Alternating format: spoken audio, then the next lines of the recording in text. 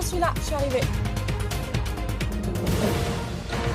Bonjour à tous et bienvenue pour ce numéro spécial de 7 jours en France. Exceptionnellement, c'est ensemble que nous vous présentons cette émission pour une raison bien particulière, les 10 ans de France 24. Et à cette occasion, nous allons vous emmener visiter les coulisses de la chaîne. Suivez-nous.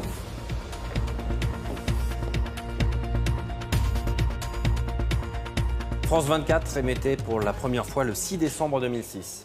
Et on va commencer par revenir sur ces 10 années écoulées qui ont fait de France 24 la chaîne qu'elle est aujourd'hui.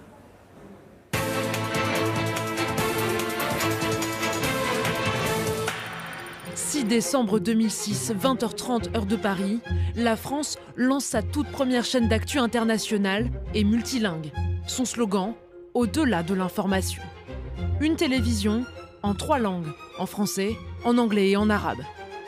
La chaîne arabophone émettra quelques mois plus tard, d'abord avec 4 heures de diffusion, puis 10, puis 24. Juste à temps pour couvrir le printemps arabe de 2011 et se tailler une solide réputation.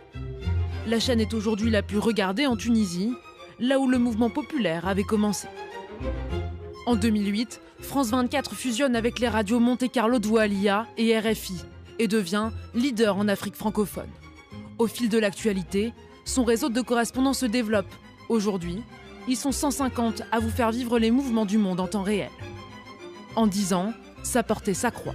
Et France 24 touche aujourd'hui 315 millions de foyers à travers 180 pays.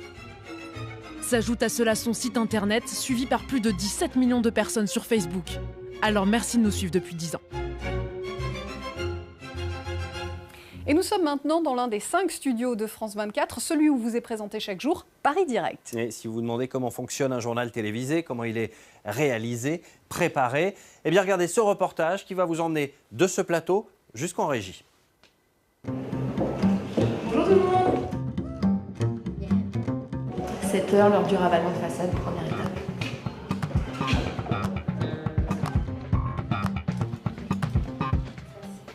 Elisabeth, quand elle arrive, on doit mettre à peu près un quart d'heure, 20 minutes, parce qu'elle doit travailler après, elle doit vite... Elle est sympa. Allez, au boulot. Salut Almérie. Salut Elisabeth. Attends, je vais regarder comme ça, je vais te donner les chiffres. Donc on ouvre avec une infographie, on aura les résultats. Oui, ouais, alors... Un premier titre factuel. Ouais. Et un second, genre... Maintenant qu'ils ont gagné, chacun a choisi son camp. The second round of the primaries is... Sarah, on se partage le duplex Washington, tu vas le prendre quand, toi Au programme aujourd'hui, donc c'est l'attente des résultats définitifs, plus tard dans la matinée.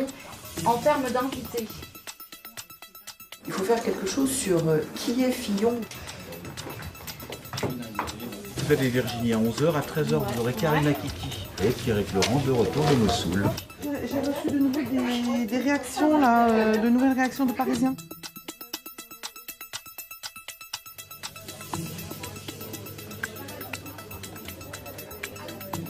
Augmenter le temps de travail, supprimer l'ISF et faire reculer l'âge de la retraite.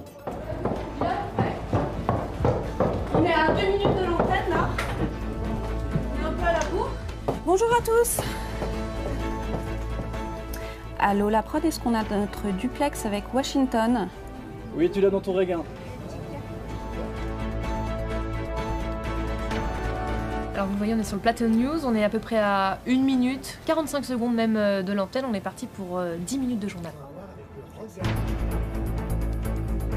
3, 2, 1...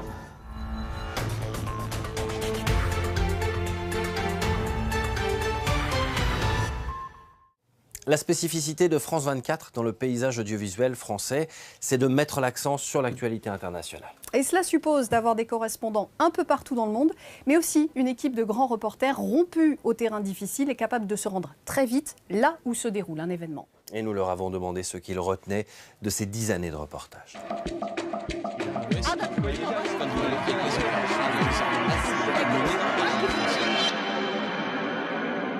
Ça vous paraît bizarre, mais c'est ça, c'est mon câble porte-bonheur.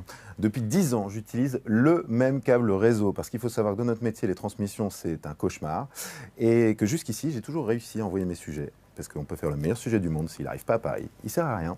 C'est super pratique d'avoir un foulard en général en reportage. Dans une manif, s'il y a de la lacrymogène, on peut se protéger.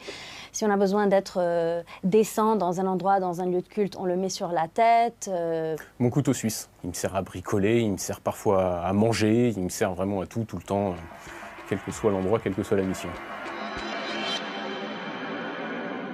C'était le 13 novembre parce que la première attaque s'est passée en bas de chez moi, donc j'étais directement sur le terrain, que j'ai vu des scènes de guerre en bas de chez moi, qu'on n'a pas l'habitude de voir à Paris, mais je pense que c'est le cas pour beaucoup de gens. Julie, où vous trouvez-vous exactement? Qu'est-ce que vous avez pu voir? Écoutez, je suis arrivée il y a quelques instants face à ce café et restaurant qui s'appelle Le Carillon. Récemment, c'est mon tournage en Syrie, et notamment à un moment où il y avait une voiture piégée qui fonçait directement vers nous. À ce moment-là, c'est un moment inoubliable, ça c'est sûr. Tirez sur cette voiture!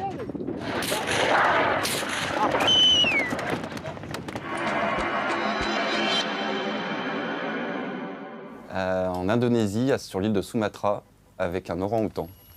2 jours dans la forêt primaire à chercher cet orang-outan, enfin un orang-outan, et on finit par le trouver le dernier jour, à la dernière heure. Et c'était évidemment le dernier moment, si on n'avait pas cette image de l'orang-outan, on n'avait pas de sujet. Et j'ai passé 20 minutes à le courser dans la forêt. Il a fini par me semer en traversant un ravin. La rencontre qui m'a le plus marqué et qui, à ce jour, je me souviens du nom de cet homme et de son visage, c'est un homme qui s'appelle Lagwawi Lojore. C'était un reportage sur la famine en Afrique de l'Est, une fois de plus. Et cet homme-là était littéralement en train de mourir de faim, avait regardé sa femme mourir de faim, et il m'avait emmené sur la tombe de sa femme. Et pour la première fois de ma carrière, j'ai pleuré derrière ma caméra.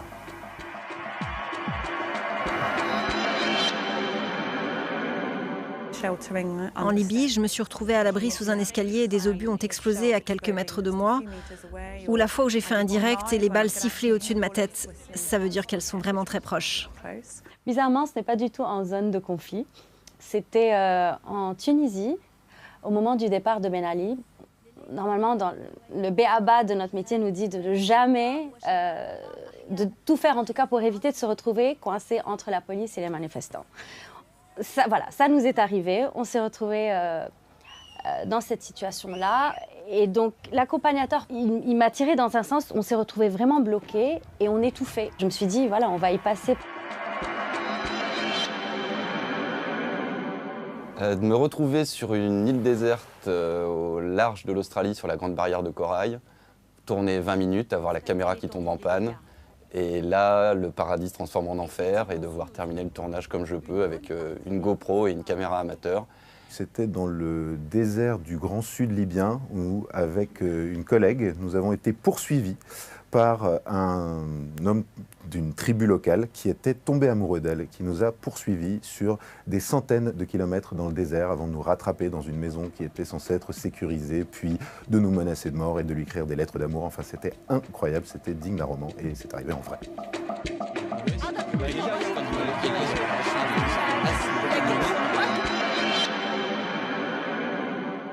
Et parfois, c'est vous, les téléspectateurs, qui nous rapportez les histoires les plus extraordinaires. Et depuis longtemps, à France 24, nous mettons en avant des vidéos amateurs filmées dans le monde entier.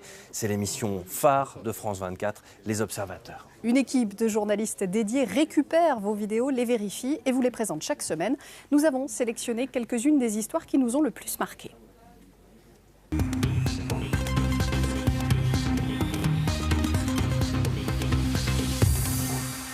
Le premier grand test pour les observateurs, c'était en 2009, après la présidentielle en Iran.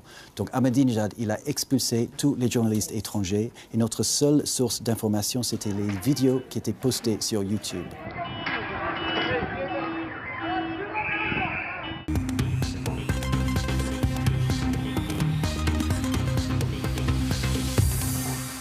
Fin 2010, on a eu le début du printemps arabe. Mohamed Bouazizi s'est immolé dans la ville de Sidi Bouzid en Tunisie. Il se trouve que nous avions déjà un observateur dans la ville. Il nous a raconté tout ce qui s'était passé ce week-end-là et ça nous a permis de documenter le tout début du printemps arabe. Nous en sommes très fiers.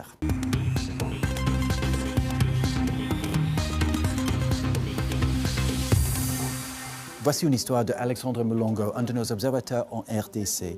Il nous a parlé d'une arnaque par la police chez lui à Lubumbashi. Il nous a envoyé des photos de la police en train d'utiliser des herses pour intimider des conducteurs en les menaçant de leur crever les pneus s'ils refusent de payer une amende. Et ça a eu un impact sur le terrain. Quand on en a parlé sur France 24, ça fait boule de neige, tout le monde en parlait, ça a poussé la police à changer de méthode. Et c'était une réussite.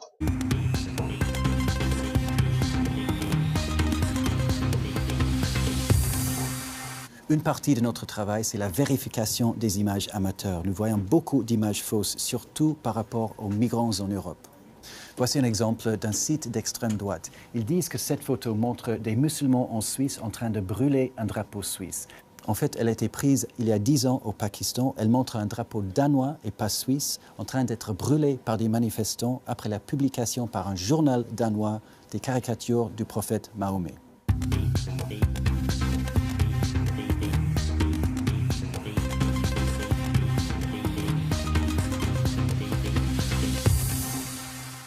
Et c'est dans cette salle qu'on termine cette émission, cette salle de montage où chaque semaine est préparée 7 jours en France. Et les monteurs enlèvent, il faut bien l'avouer, tous nos ratages, mais ils ont été soigneusement collectionnés pour ce bêtisier. Ah! Et parfois, c'est vous, les téléspectateurs, qui nous rapportent. La grande spécificité de France 24, c'est de... C'est quoi déjà? C'est compliqué, j'ai 2 phrases. Alors Retiennent de ces 10 années de grands reportages. Je regardais la cam 3, celle que tu m'as dit, celle-là. Celle de droite, celle qui est rouge. Celle-là. Ah, celle qui est rouge. Évidemment, je me plante. Paf. Écoute,